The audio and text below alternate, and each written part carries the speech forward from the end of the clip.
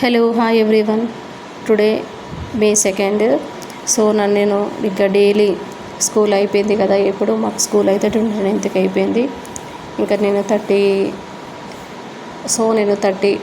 Date నుండి ఇక నేను కంటిన్యూస్గా అయితే వీడియోస్ అయితే అప్లోడ్ చేస్తున్నాను. నా డైలీ ప్రిపరేషను అనేది ప్లానింగ్ నేను ఎలా చేసుకుంటున్నాను అనేసి. సో ఇంకా ఈరోజు మే 2. సో నేను ఈరోజు కూడా ఏం టాపిక్స్ చదివాను అనేసి మీతో నేను డిస్కషన్ చేస్తాను.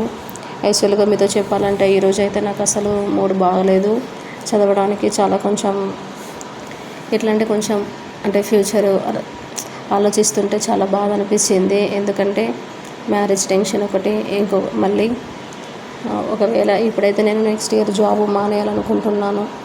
ఎందుకంటే అసలు ఈ ఇయరే జాబ్ చేయడం ద్వారా అసలు ఇట్లా ఏమన్నా కాంపిటేటివ్ ఎగ్జామ్ రాయాలనుకున్నప్పుడు చాలా ఇబ్బందిగా ఫీల్ అయ్యాను. ఎందుకంటే మార్నింగ్ వెళ్ళి ఈవినింగ్ వచ్చేసరికి టైం అంతా అక్కడే గడిచిపోయేది. సో నేను వచ్చేసరికి ఇంకా టైర్డ్ అయిపోయాను. ఏమైనా చదవడానికి కూడా చాలా ఇబ్బందిగా అనిపించేది. సో అందుకే ఇంకా నెక్స్ట్ ప్లానింగ్ ఎట్లా అనేసి జాబ్ విషయంలో, ఎందుకంటే ఫైనాన్షియల్గా గడవాలంటే ఏదన్నా ప్రైవేట్గా చేసుకుంటేనే గడిచిపోతుంది. సో ఇంకా ఫైనాన్షియల్గా గడవాలంటే ఏమైనా మనము బయట మామూలుగా చేసుకోకపోతే గడవదు అనేసి ఇంకా నేను కొంచెం టెన్షన్ పడ్డాను.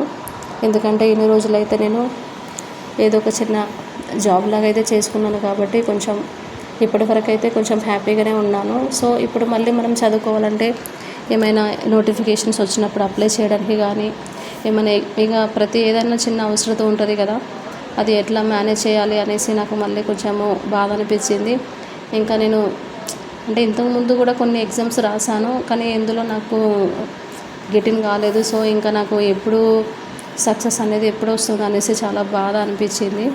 ఎందుకంటే ఇప్పుడు నాకు ఏంటంటే చాలా ఇంట్రెస్ట్, ఏదన్నా నోటిఫికేషన్ వచ్చిందంటే అప్లై చేయడము చదవాలని ఇంట్రెస్ట్. కానీ టైము నేను 2 years నుండి జాబ్ చేస్తున్నాను. ఎందుకంటే ఇంకా ఫైనాన్షియల్గా ఇంకా గడవదు కదా ఏం చేయకపోతే. సో నేను చేస్తున్నాను. బట్ ఆ టైంలో ఇంకా చదవాలంటే ఇబ్బందిగానే అనిపించేది.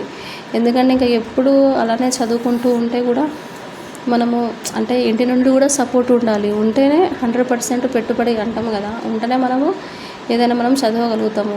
ఎందుకంటే మెయిన్గా పాపము హాస్టల్లో ఉండి చదువుకున్న వాళ్ళకైతే చాలా ఇబ్బందిగా ఉంటుంది. ఎందుకంటే నాకు కూడా తెలుసు. ఎందుకంటే హాస్టల్ బిల్లు పే చేయాలి.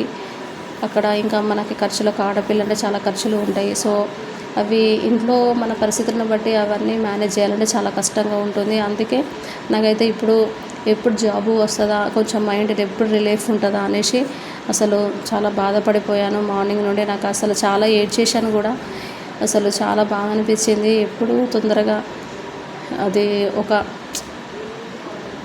జాబ్ అనేది ఇంకా ఎప్పుడు వస్తుంది, ఇంకా ఎలా కష్టపడాలి, ఎలా చదివితే వస్తుంది అనేసి ఇంకా కొంచెం మోటివేషనల్గా ఎవరిదన్నా వింటే కూడా కొంచెం ధైర్యం వచ్చింది.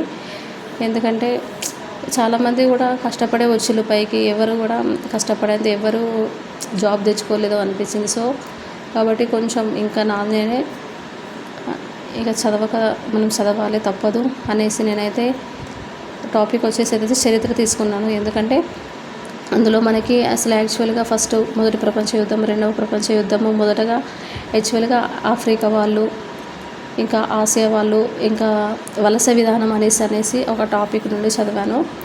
వలస విధానము ఎలా కొన్ని పరిశ్రమలు కూడా ఎలా మన భారతదేశం వాళ్ళు ఏం పరిశ్రమలు ఏం చేసేవారు స్టార్టింగ్లో, నూలు పరిశ్రమ అనేసి ఇంకా కొన్ని ఇవైతే టాపిక్స్ నుండి అయితే నేను చదివాను.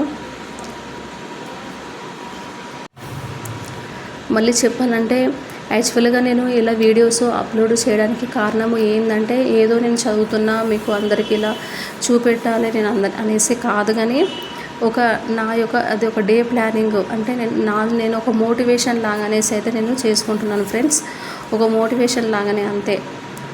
నేను ఈరోజు ఇంత టాపిక్ చదివాను సో అనేసి నాకు ఒక కాన్ఫిడెంట్ లాగా, అదే నేను నా కోసం అనేసి నేను ఈ విధంగా వీడియో అనేది ఇట్లా ఛానల్లో నేను అప్లోడ్ చేయడం జరుగుతుంది. కానీ నేను చదువుతున్నాను అందరికీ చూడాలి అనేసి అయితే ఏం కాదు. కానీ ఇలా ఏంటంటే ఒక మోటివేషనల్ లాగా నాది నేనే ఒక మెయిన్గా మోటివేషన్ స్పెషల్ ఏంటంటే నేను ఒక టైం టేబుల్ లాగా పెట్టుకున్నాను, ఈ విధంగా చదువుతున్నాను అనేసి నేను ఒక ధైర్యం లాగా, నాకు ఒక కాన్ఫిడెంట్ లాగానే కానీ ఏదో కాదు. సో మీరు కూడా మంచిగా ఇలానే ఒక టైం టేబుల్ లాగా కూడా చదువుతారని నేను ఆశిస్తున్నాను.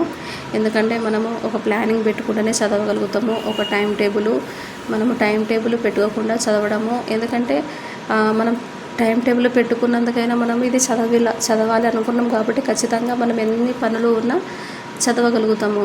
కానీ మధ్యలో ఏమైనా ఇలా మనం ప్లానింగ్ లేకపోతే ఏమైనా డిస్టర్బ్ వచ్చిందనుకో మళ్ళీ చదవలేము, మైండ్ డైవర్ట్ అయిపోతుంది. సో దాని మీద ఇంకా కాన్సన్ట్రేషన్ పోతుంది. కాబట్టి ఇట్లా మార్నింగ్ మనం లేవగానే మనం ఏం చదవాలనుకుంటున్నాము అనేసి మనము ఒక ప్లానింగ్ అయితే పెట్టుకోవాలి. యాక్చువల్లీ నేను చెప్దాం అనుకున్నాను. మొదటగా లేచిన తర్వాత అయితే మనకి మైండ్కి మైండ్కు మనము మంచిగా రిలాక్స్గా ఉండాలి. కానీ మంచిగా కాన్సన్ట్రేషన్ రావాలంటే ఫస్ట్ ఆఫ్ ఆల్ మనం ఎక్సర్సైజ్ చేయాలి.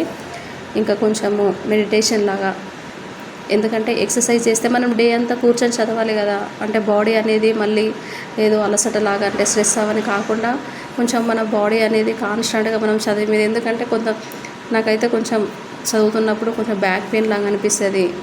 ఇంకా అంటే ఇంకా మెడ నొప్పి కానీ ఏదో ఒకటి ఇట్లా కొంచెము టైర్డ్ అయినట్టు ఫీలింగ్ అనిపిస్తుంది కదా ఎవరికైనా. కాబట్టి ఎక్సర్సైజ్ చేయడం అయితే కంపల్సరీ. ఎవరైనా మీకు టైం ఉన్నప్పుడు ఈవినింగ్ అయినా పర్వాలేదు, మార్నింగ్ అయినా కంపల్సరీ ఎక్సర్సైజ్ అయితే చేయాలి. ఎక్సర్సైజ్ చేయడం ద్వారా మన బాడీ అనేది మనకి మంచిగా మనం చదువుతున్నప్పుడు కంట్రోల్లో ఉంటుంది. కొంచెము మనకి బాడీ పెయిన్స్ అనేసి కానీ ఇంకా బ్యాక్ పెయిన్ అనేది కూడా ఏది ఉండదు. సో నేనైతే ఈరోజైతే చరిత్ర అయితే చదివాను ఫ్రెండ్స్. ఇంకా వచ్చేసి మళ్ళీ ఇంకా అందులో కొంచెము మ్యాథ్స్ అయితే కొంచెం చూశాను. ఇదండి ఈనాటి planning. By by, thank you for watching.